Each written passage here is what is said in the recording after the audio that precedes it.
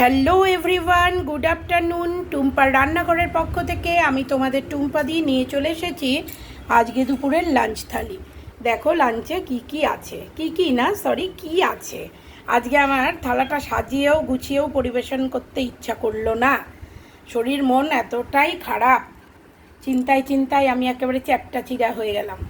যাই হোক, এই দেখো এরকম সাদা ভাত আর ডিমের ঝোল।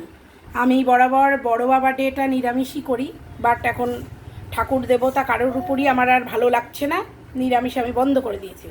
আর কিছুই করব না, যেটা লাইফে হওয়ার এমনিই হয়। আমি দেখেছি কোনো নিয়ম কানুন করে কোনো লাভ হয় না, কারণ যারা তোমরা আমাকে জানো তারা জানো সব রকম নিয়ম কানুন আমি মেনে চলি এবং সৎ পথে থাকার চেষ্টা করি, কিন্তু আমার মানে কি বলবো, সবসময় উল্টোটাই হয়। যাই হোক, আমি আর নিয়ম টিয়ম মানছি না। এটা আজকে দুপুরে আমার খাবার, ডিমের ঝোল আর এরকম ভাত। সো অনেক বেলা হয়ে গেল, তোমরা খাওয়া দাওয়া করে নাও। Tata, bye bye.